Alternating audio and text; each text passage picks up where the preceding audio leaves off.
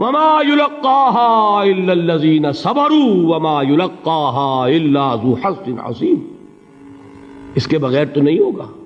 تھوڑ دلے لوگ، کم ہمت لوگ، عزیمت نہ رکھتے ہوں، حوصلہ نہ رکھتے ہوں، برداشت نہ رکھتے ہوں، تحمل نہ کر سکیں، لالچ سے ڈگمگا جائیں. دیکھیے یہ بھی میں نے چونکہ بات کہی تھی، سن لیجئے سیرت سے. حضور صلی اللہ علیہ وسلم کے بارے میں جب مکے کے سرداروں کو یہ یقین ہو گیا کہ تشدد ہمارا فیل ہو گیا ہے، نہ محمد بدل ہوئے نہ ان کے ساتھی صلی اللہ علیہ وسلم ورضی اللہ تعالی عنہم اجمعین، تو انہوں نے دوسرا پاسا پھینکا. پہلا پاسا کیا تھا؟ استہزاء، تمسخر، مذاق، ڈیمورلائز کرو، نروس بریک ڈاؤن کرو، ان کا بیٹھ جائیں یہ پتاشے کی طرح. معلوم ہوا نہیں یہ تو کھڑے رہے.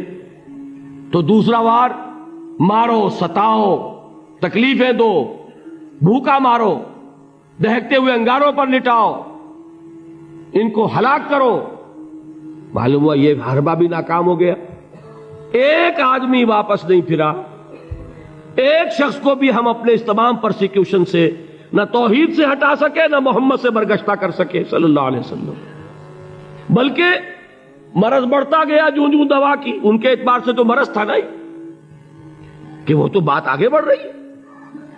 ہم نے جتنا دبایا، وہ جو کہا ہے کہ اتنا ہی یہ ابھرے گا جتنا کہ دبا دیں گے، تو ہمارا دباؤ جو ہے وہ ناکام ہو گیا. تو تیسرا بار آیا تھا. وہ کیا تھا؟ سفارت آئی ابو طالب کے پاس. دیکھو ابو طالب، تمہارا بھتیجا جو ہے وہ ہمارے معبودوں کو باطل ٹھہرا رہا ہے، ہم تنگ آ چکے ہیں. اگر تو اسے بادشاہت چاہیے، اگرچہ ہم کسی بادشاہت کے عادی نہیں ہیں، لیکن ہم اسے اپنا بادشاہ بھی مان لیں گے.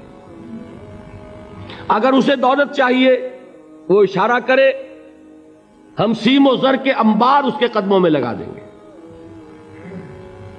اور کہیں نکاح کرنا چاہے، اشارہ کر دے، جس اونچے سے اونچے گھرانے میں وہ چاہے گا قریش کے، ہم اس کی شادی کر دیں گے.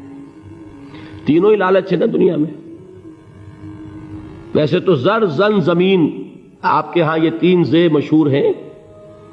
زر، زن، زمین. زمین کو اقتدار سمجھ لیجئے، قوت سمجھ لیجئے، دبدبا سمجھ لیجئے.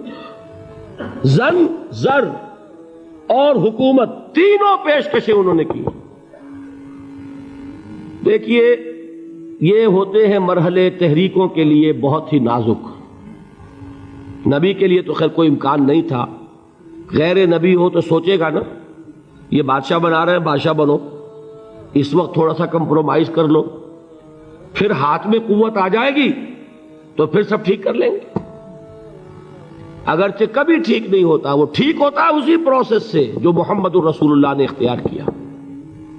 یہ تمام ٹیمپٹیشنز ہوتی ہیں، راستے سے بھٹکانے کی کوشش، کہ دباؤ سے نہیں مانے تو یہ لالچ جو ہے یہ انہیں ہٹائے.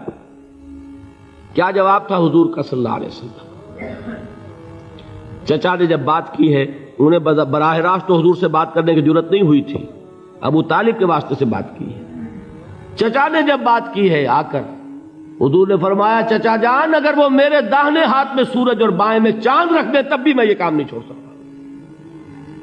تو عزیمت میں نے کہا تھا، صبر کیا ہے؟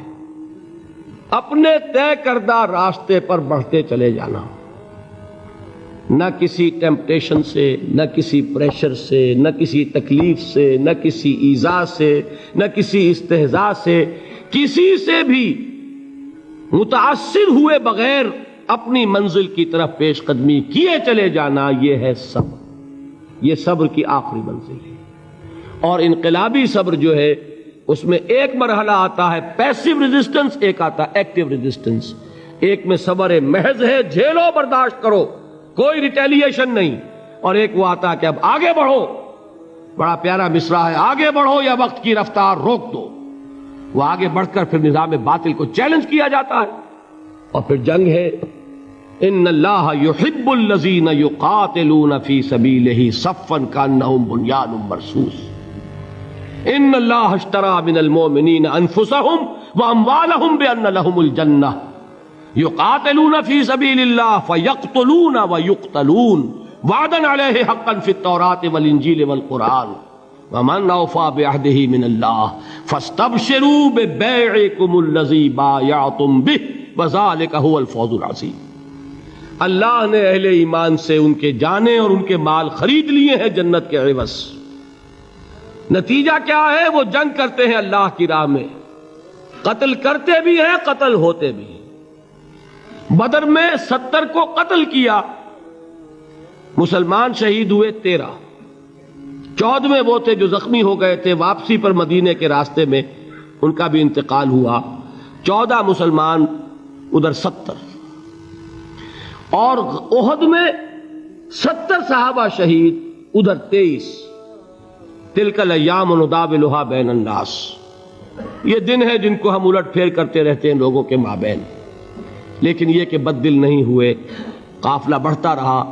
اور غزوہ احزاب میں وہ شعر میں کل سنا چکا ہوں محمد کے جانثاروں کا، نحن الذین بایعوا محمدا علی الجہاد ما بقینا ابدا، ہم وہ ہیں جنہوں نے محمد سے بیعت کی ہے جہاد کی صلی اللہ علیہ وسلم۔